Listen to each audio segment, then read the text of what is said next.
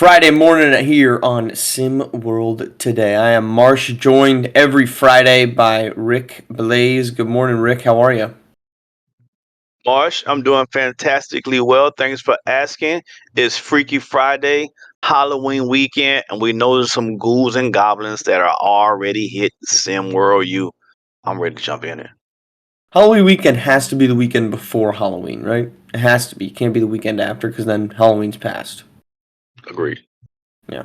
Okay, fair enough. All right, plenty to get to. We've got a record-breaking night in Dallas. We've got a upset, maybe. I don't know if I can define it as that in Louisville, but we're going to start with Thursday Night Football, where a little bit of controversy to close this thing out as the Vikings go to Los Angeles and lose to the Rams 30-20. But the story of this one, as much as it was the return of Cooper Kupp, Puka Nacua looking good, the Rams offense looking spicy, was the end of this game with a no call on pass interference. Yeah, I mean, there was a couple of no Face calls. mask. Yeah, so I'm saying, the face mask on Young.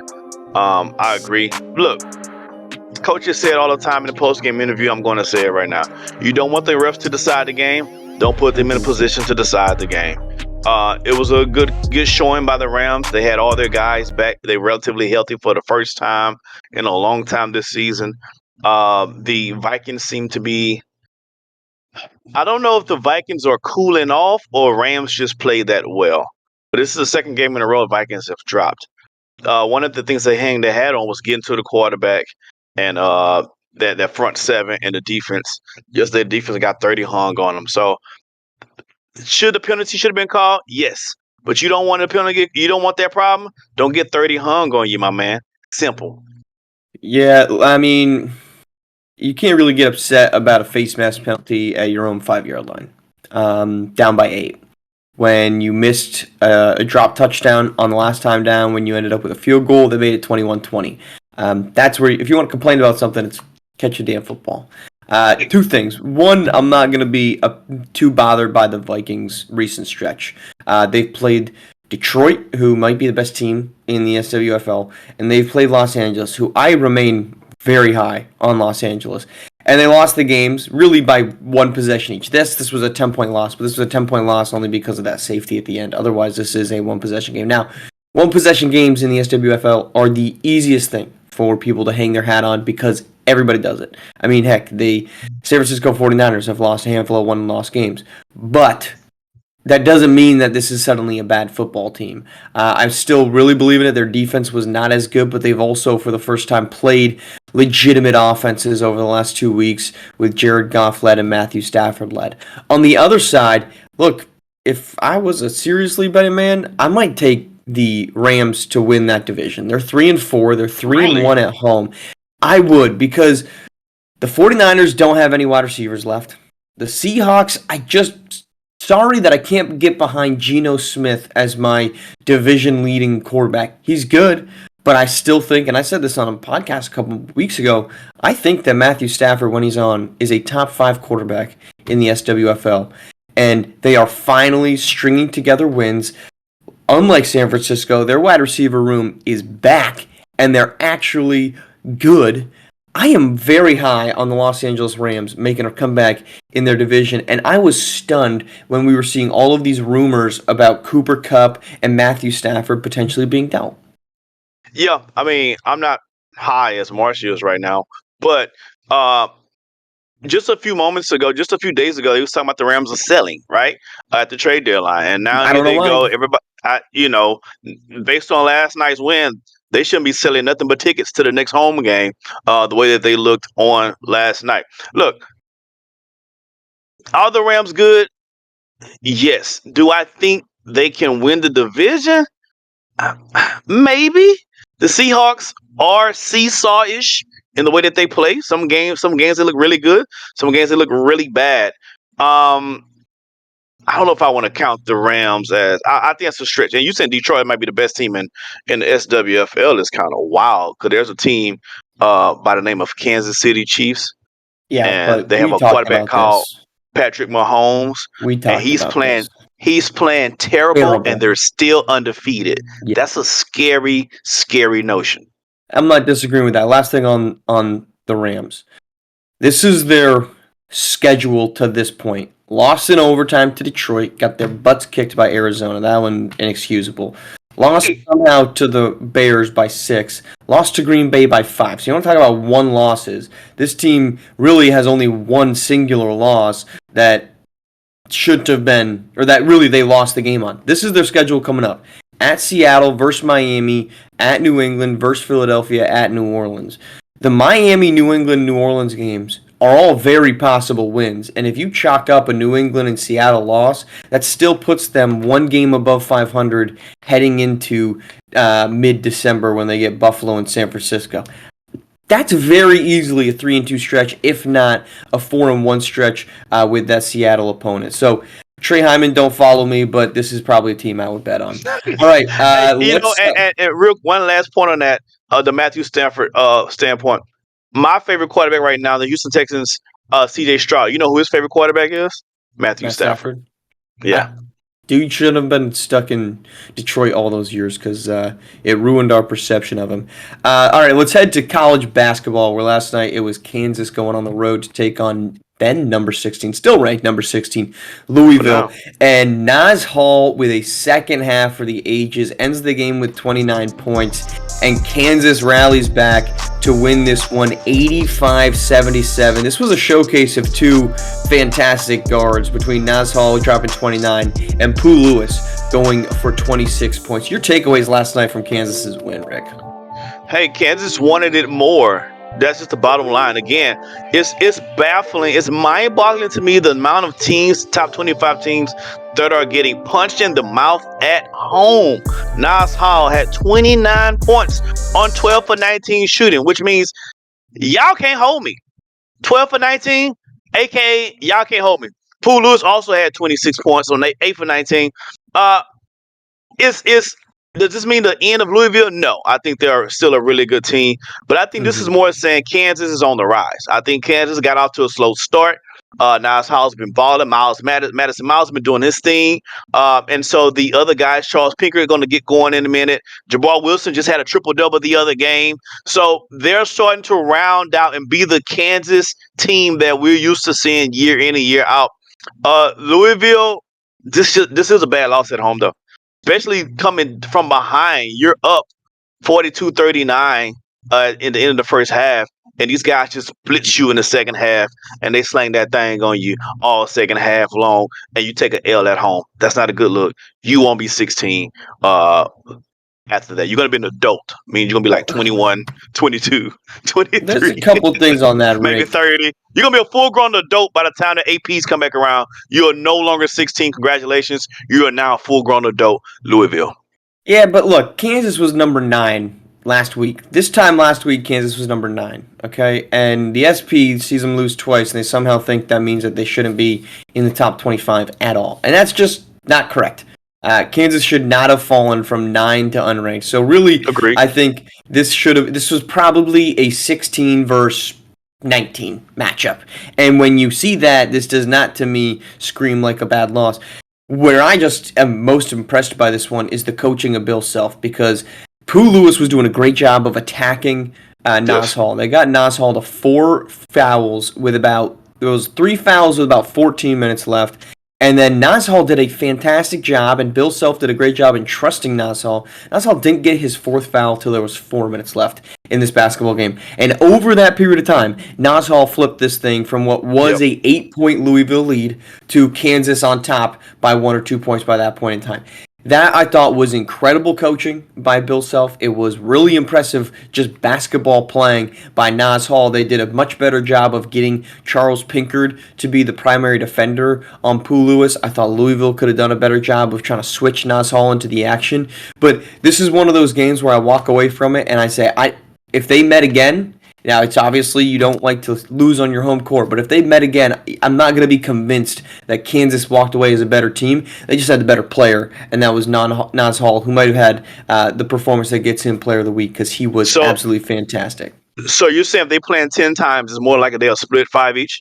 That's what I would those feel teams like. Are that that's close? That's the way they played, in my opinion. Okay. I mean, I can't disagree. I'm not going to totally jump off the ledge on that. I'm gonna give you a little bit of grace. Unlike what Noss Hall did for Louisville defense on yesterday, I'm going to provide you just a little bit of grace because it's still early in the season. But again, congratulations, Louisville. You're now a grown adult. You're no longer a teenager. All right, let's head to the SWBA for our final little segment, where a historic night in Dallas as Klay Thompson sets the Mavs career debut record for made three-pointers with a whopping 6. But the Mavericks beat the Spurs 120 to 109. This was the hope that they had when Klay Thompson came to town, and the Mavericks get it done. Klay Thompson looked like the Klay Thompson of old, Rick. This is the most dubious stat somebody conjured up. Bro, you talk about glazing. 6 3-pointers is what we... Yeah. Bro, James Harden played 6... He scored 6 3-pointers in the first half in Houston every game. Bro, how are we having this conversation about my man scoring? This is glazing at its finest. The Dallas Mavericks hopefuls and the beat writers just want to have something to say about Klay Thompson to stroke his little ego. This is crazy. Congratulations for hitting 6 3-pointers. But furthermore, I think this speaks about the ineptitude of the Dallas Mavericks players before Klay Thompson. You tell me Dirk never had 6 in the first game? Well, but that's it. Stojakovic never had 6, and it would have been their very first game ever played for the team. But it's a very specific stat. It's a dubious stat because he's not a rookie coming in for the very, you know what I'm saying? He's a 12-year veteran, but it makes it seem like this is his first game with Dallas, as if this is his first game in the league, and he just came and set it on the fight. Man, spare me your banality. So, hogwash. I saw the headline that Klay Thompson set a Mavs record for made threes. And I was obviously calling the Kansas-Louisville game, and so I say, okay, well, let me see what's up with this. This is pretty sick. This is like, man, Klay Thompson record-setting that made, what do you have, like 9, 10? Because I thought it was a franchise record single game. And then I go in and it's 6, and I'm like, what are we talking about? 6 made threes? Like, Klay Thompson makes 6 threes all the time. And then it's that debut, and it's like, okay, well, guess who's not making 6 threes? Derek Lively as a rookie, Luka Doncic as a rookie. To your point, the Mavs have had no good three-point shooters on this team. It's part of the reason they lost to the Celtics in the finals, and now we're just going to get hyped up over 6 threes. Look, Klay Thompson was always my favorite player growing up. But 6 threes, of course, is probably going to happen when you sign the second best three-point shooter of all time. You better have 6 threes. In his 30s. Exactly. Like, I'm not actually that stunned. Here's where I'm actually most impressed, and it's curious how the hell this is just a new version of Klay Thompson, which is probably necessary for him. He had 7 rebounds last night in his first game in Dallas. Last season with the Warriors, he only had 2 games all season long where he had 7 rebounds. Once he did it against Phoenix back on the opening night against them, and then he did it again. He got 9 against the Kings in late November.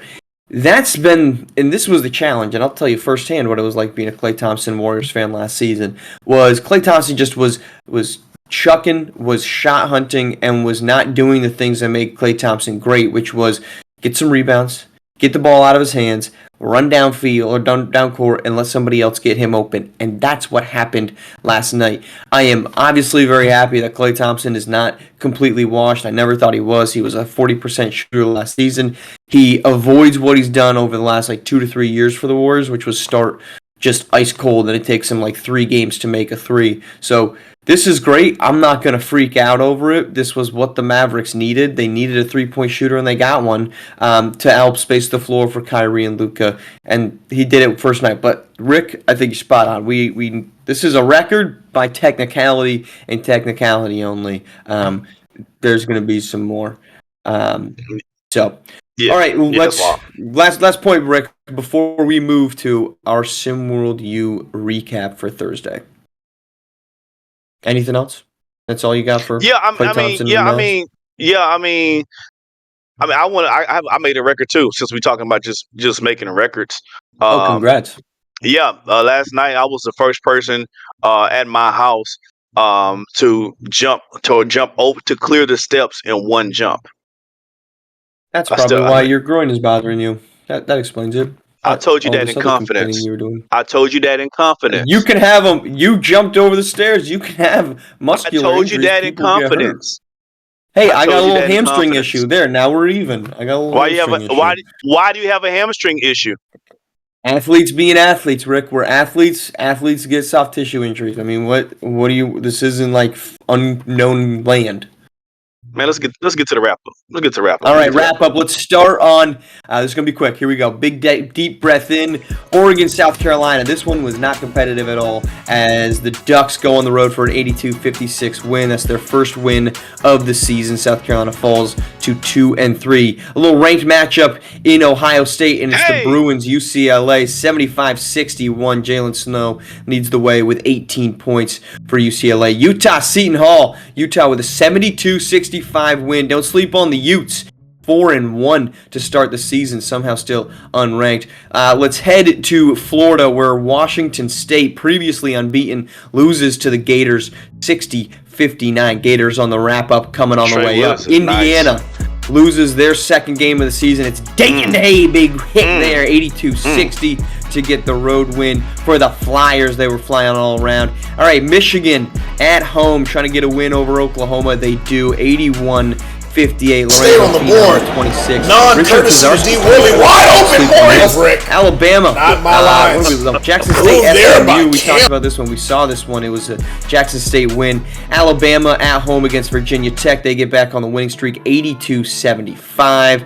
Big win there for that squad. UConn goes on the road to beat Kansas State 77-61. No big scoring nights from UConn. Doesn't matter. Fighting Illini. They can't win this one as it's a game-winning layup by Arthur Lattimore. 82-81. Long point right there. You see it.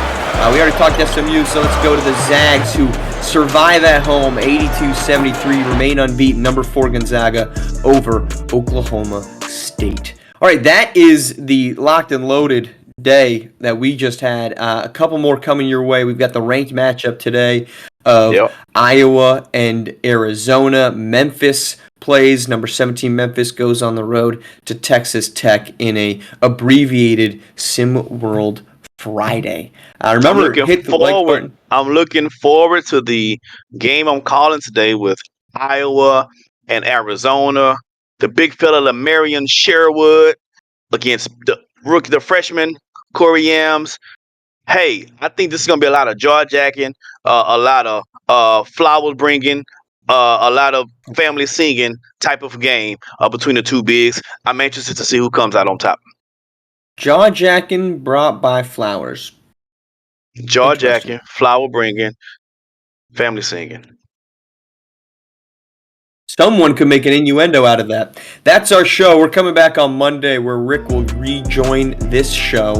And reminder, game of the week next week is Tuesday when University of Miami heads to Mississippi State, currently number 7 and number 19 ranked teams in the country. Defending champs try to get this thing rolling. We'll have that one on CBS, I believe, on Tuesday. All right, that's our show. We are back on Monday. Appreciate y'all for tuning in. And here on SimWorld today, only place you can see the game, be the game.